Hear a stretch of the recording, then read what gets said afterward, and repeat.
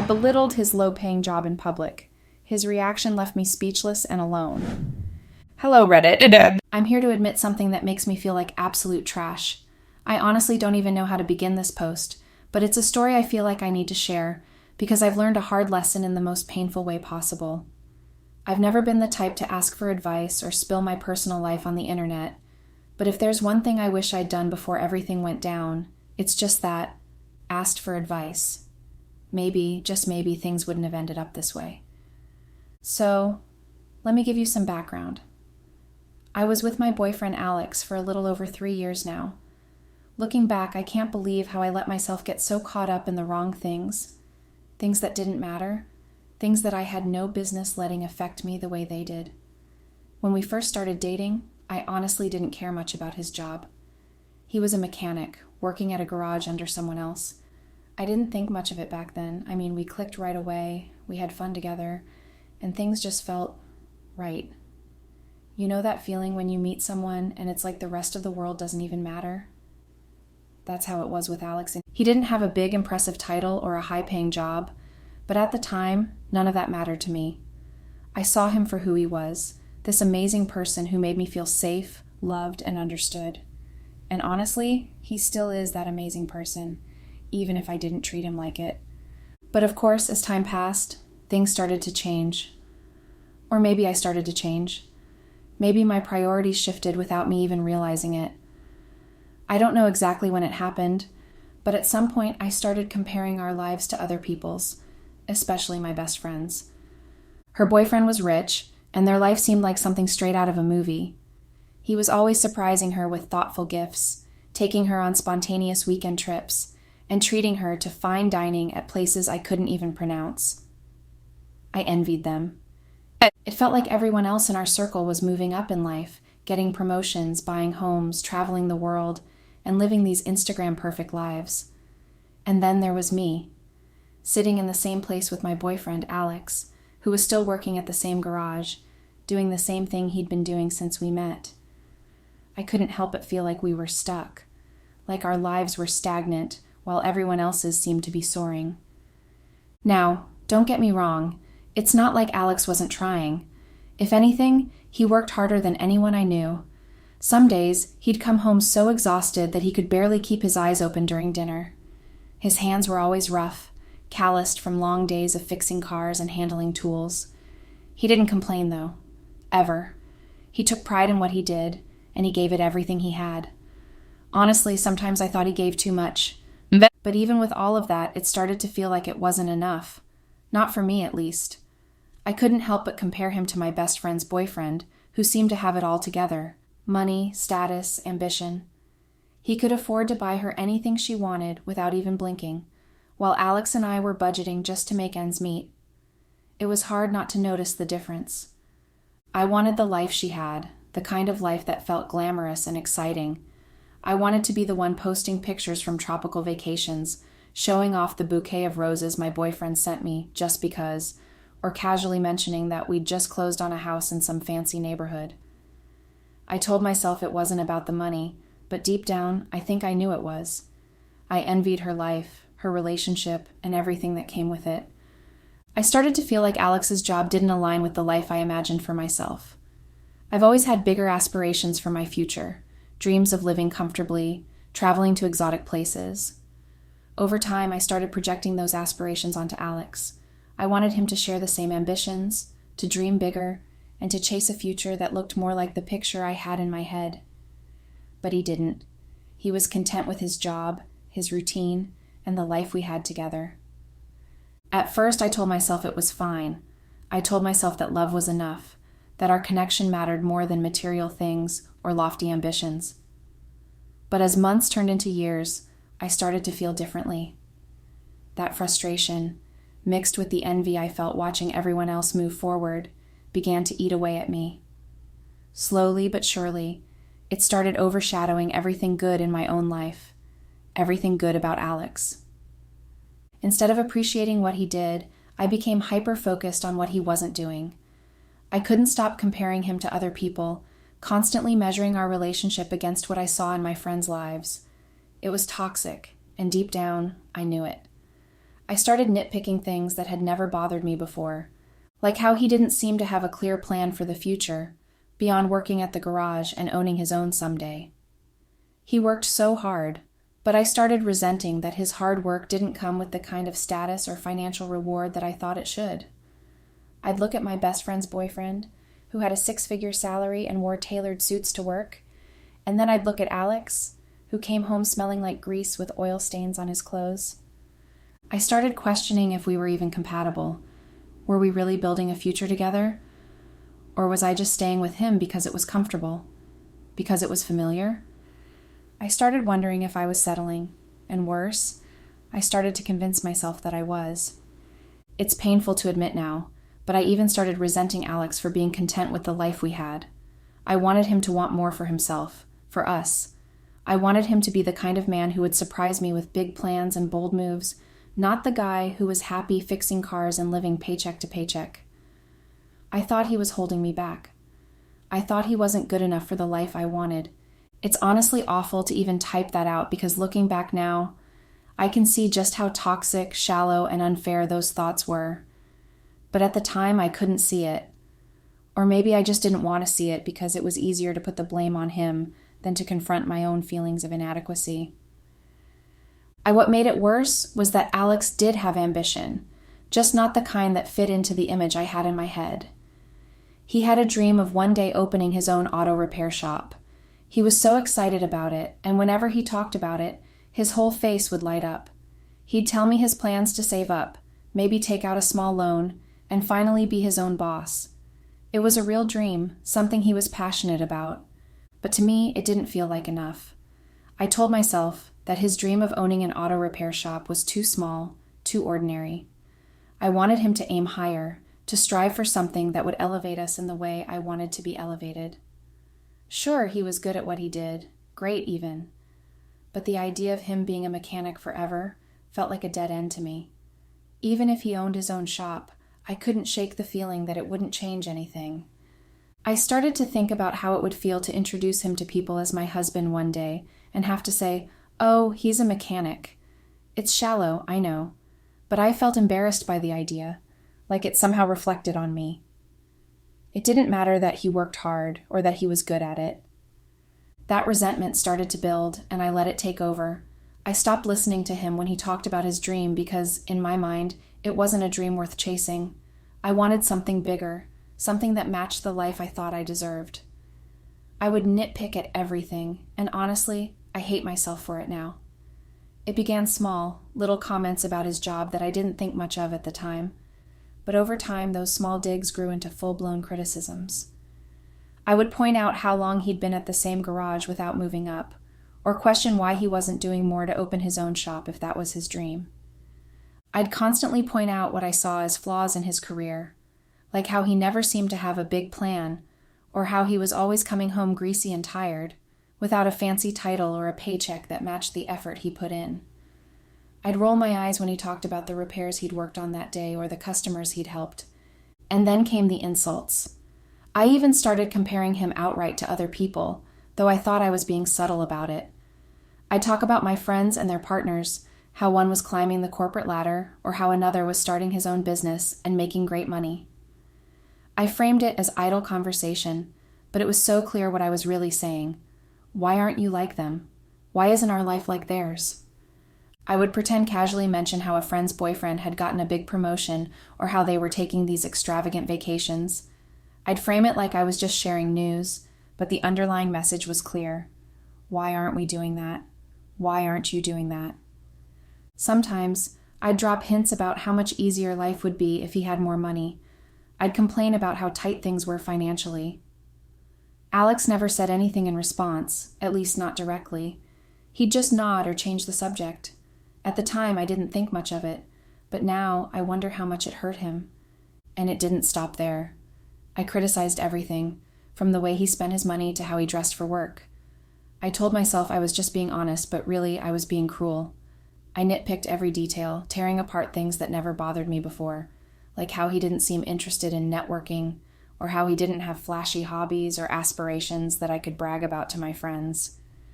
I thought I was pushing him to do better, but all I was really doing was pushing him away. It got so bad that I stopped caring about where we were or who was around. If the thought popped into my head, I'd take a dig at his job, no hesitation. It could be at a dinner with friends, a family gathering, or even just the two of us out in public. I'd make snide remarks about how he was still working in the same garage, or throw in a comment about how mechanics weren't exactly rolling in money. I made his job the butt of every joke, as if I didn't realize, or care, that he was the one holding us together financially. If he ever tried to react or defend himself, I would immediately turn it around on him. I'd tell him he was being too sensitive or that he needed to learn how to take a joke. I made him feel like he was the problem, not me.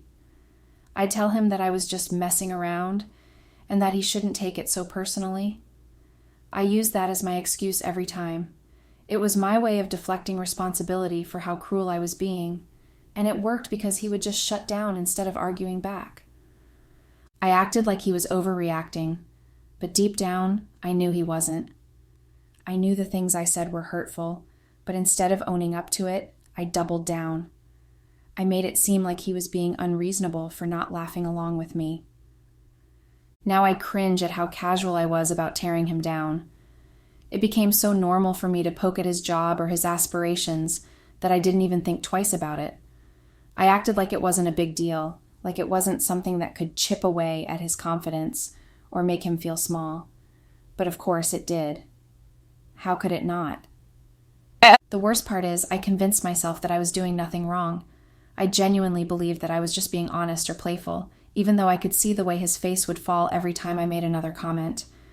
I told myself that he just needed to toughen up. It all finally came to a head during an outing with our friends. I can barely remember what we were talking about now. It's all kind of a blur, but I know I said something particularly hurtful about his job. It wasn't just a casual jab either. It was the kind of comment that makes the entire room fall silent. There was this awkward pause, and then one or two people let out those uncomfortable laughs, the kind people do when they don't know what else to say. At the time, I didn't think it was that bad. Sure, I knew it was a poorly timed joke, but I brushed it off as nothing major. When we got home, he didn't stay quiet. He confronted me about it, saying how much it bothered him that I kept belittling his job. He told me that this wasn't the first time he had tried to talk to me about it, and that he was genuinely hurt by how little I seemed to care. And he was right. He had asked me to stop more than once, but I never took it seriously. I wish I had just listened to him then and there. I wish I had apologized and taken responsibility. But no, stupid me decided to double down. I told him that he was overreacting, like I always did. I called him too sensitive and told him he needed to lighten up and learn how to take a joke. I even had the nerve to say how annoying it was that he couldn't let things go. That's when he snapped. He said he was done, that he couldn't stay with someone who constantly looked down on him and his work. He told me it was ridiculous that I acted embarrassed about his job when he was the one keeping us afloat financially. He said he was tired of the disrespect and wasn't going to put up with it anymore. And then, just like that, he told me to leave. I was completely blindsided. I never in a million years thought he'd actually kick me out. At first, I didn't even register what was happening. I kept trying to talk, to explain myself, but he wouldn't hear it. He was calm but firm, and I could see he had made up his mind. That's when the panic set in. I started crying, full-on sobbing, and begging him not to do this. I was desperate. I told him I was sorry, that I'd change, that I didn't mean any of it, but he didn't budge. He wouldn't even look at me. He told me he had heard enough, and that he was done giving me chances. It wasn't long before he started packing up my things. I was crying so hard I could barely move, so he did it all himself. He even called an Uber for me. I begged him over and over not to do this to us, but he was unmoved. He didn't yell. He didn't argue. He was just done. I don't think I've ever felt so helpless in my life. As I sat there crying and watching him pack up my life, it hit me all at once just how far I had pushed him. For about a week after everything went down, I was hanging on to this stubborn hope that Alex would eventually reply to me. I kept telling myself that this wasn't real, that he just needed some time to cool off and we'd be fine again. I mean, this was Alex, my Alex. He loved me, didn't he? There was no way he could stay angry at me forever. I texted him constantly, practically spamming his phone. I sent long messages apologizing, explaining myself, begging him to just talk to me. I called him too, over and over, but he never picked up. Not once. It was like talking to a brick wall. Every unanswered text, every ignored call felt like a slap in the face, but I refused to give up. I kept thinking, he's just upset right now. He'll break soon, he has to. He'll come back to me. He loves me. I clung to that belief like a lifeline because, honestly, I didn't know what else to do. I couldn't even process the possibility that he might actually mean what he said when he told me he was done. But then the days started piling up. 1 week turned into 2, and then into 3, and that's when it started to hit me, like, really hit me. Alex wasn't joking when he said he was done. He wasn't playing hard to get. And this wasn't some kind of temporary argument where we'd kiss and make up eventually. This was real. He was gone, and he wasn't coming back. I was a wreck. I still am, honestly. I cried so much in those first few weeks that I think I actually ran out of tears at one point. I couldn't sleep. I couldn't eat. I couldn't focus on anything. My mind was on a constant loop of regret and self-blame. I kept replaying everything I had said and done, wishing I could go back and undo all of it. But of course, I couldn't. The worst part was the silence. Alex had always been the person I could turn to no matter what, and now he wasn't there anymore. He was just gone, and I had no one to blame but myself. I started to get desperate, like really desperate. I doubled down on every effort to reach out to Alex, even going so far as to show up at his workplace one afternoon. I thought maybe if I could just talk to him face to face, he'd see how sorry I was, and we could finally have a real conversation.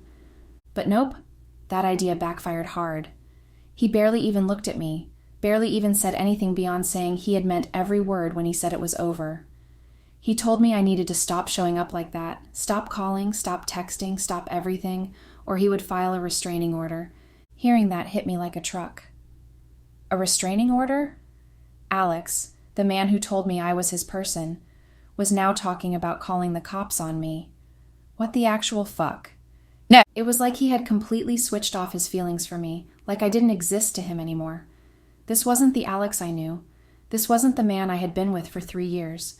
This was someone else entirely, someone cold and distant, someone who clearly wanted absolutely nothing to do with me. And the worst part? It didn't matter how much I tried or how hard I fought to make things right. Every time I reached out, every time I thought I was making progress, he just shut me down again. It didn't matter if I tried to get mutual friends involved, or if I begged his family to help me talk to him. They all said the same thing. Alex wasn't interested. Eventually, he started warning people to stop meddling. He told my friends to quit trying to act as mediators, and made it clear that if anyone kept trying to reach out to him on my behalf, he wouldn't hesitate to involve the authorities. That's when it hit me, really hit me, that I had completely lost him. It wasn't just that he was angry or needed time, he was done. He had built a wall so high between us that I couldn't even see him on the other side anymore. And honestly, that realization broke me all over again. I was alone, completely and utterly alone. Sure, I had friends, but it didn't matter. None of them filled the gaping hole Alex left in my life.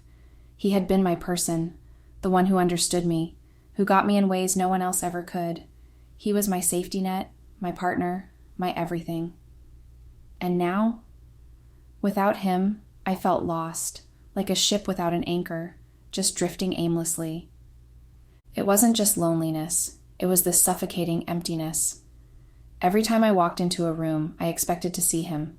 Every time my phone buzzed, my heart would leap for a split second, hoping it was him. But it never was. It never would be again. I tried dating after that. Everyone told me it was the best way to move on, to get back out there and distract myself. But honestly, it was a disaster. How do you move on when the only person you want is the one you pushed away? Every date was a reminder of what I lost. No one could make me laugh the way Alex did. No one could make me feel as comfortable, as safe, as seen. And the worst part? I knew it was my fault. Every time I thought about him, about us, about what we had, it just circled back to one thing. I fucked it up. I let my insecurities, my envy, my stupid need for something better, ruin the best thing I ever had. I couldn't move on because I didn't want to. Deep down, I knew I was still in love with Alex. Even now, after everything, I couldn't stop loving him, and knowing that only made it harder, because no matter how much I loved him, it didn't matter. He was gone. I was alone. And it was all on me. What makes all of this even more infuriating for me is how karma is such a relentless, cruel bitch. The universe feels like one big bad joke, and I'm the punchline. While I've been stuck in regret and heartbreak, trying and failing to move on from Alex, he's out there thriving. Like, he didn't just move on, he leveled up. After about a year, while I was still crying into my pillow and obsessing over what I lost, Alex opened his own auto repair shop. I don't know if he finally saved enough or got that loan he always talked about, but he did it. And of course, he's amazing at what he does, so his business is doing really well. Thriving, actually. He's successful, happy, living his best life. And here I am, stuck in my own misery, watching from the sidelines like some pathetic fool. It's only now that I truly understand how shallow and fucked up my mindset was back then. There was nothing wrong with him being a mechanic. I was the one who was wrong, for looking down on him, for being so superficial, for not appreciating how incredible and hardworking he was. I hate myself for it. I hate that I let my own insecurities poison the best thing I've ever had. I've tried to reach out to him so many times since we broke up. Over the past year, I've sent messages, emails, and even had mutual friends try to mediate, but nothing. He's not interested. He's done with me, and he's made that crystal clear. He doesn't want to revisit the past, and he sure as hell doesn't want me in his present or future. And you know what? I don't blame him. It breaks my heart into a million pieces, but I don't blame him. I still love him. I never stopped. And the hardest part is knowing that he was my person, and I let him go because I was too blind to see it at the time. Now I'm alone, utterly and completely alone. I don't want to move on because honestly I can't. I'm stuck on him. Every date I've tried to go on feels hollow, meaningless. No one compares to him, and deep down I don't want anyone else. I just want him. I saw him a few days ago. He didn't even look my way. He acted like I was a stranger, like I was nobody to him. No eye contact, no acknowledgement, nothing. And just seeing him again opened up every single wound I thought had scabbed over. It was like the floodgates opened, and every bit of heartbreak and regret came rushing back in full force. Do you know what's even crazier? Like, seriously, the kind of crazy that makes you sit back and think, what the actual fuck was wrong with me? My best friend was in an abusive relationship, a full-on abusive relationship, and none of us even fucking knew. I can't make this shit up. She was in the thick of it, and we were all completely clueless. That guy, he was the worst. He wasn't just emotionally abusive or verbally abusive, though trust me, he was those things too.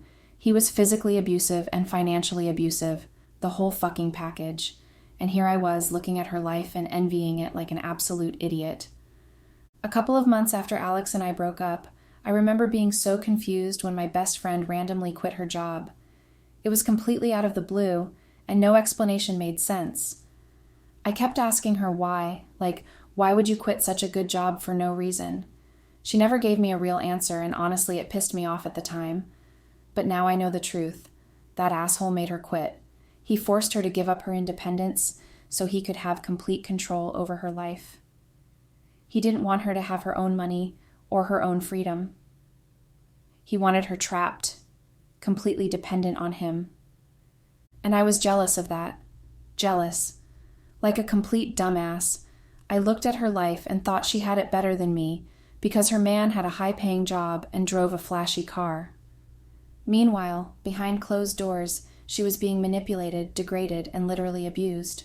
When she finally found the courage to open up to me, I felt like the biggest fool on the planet. I mean, she sat there and told me everything.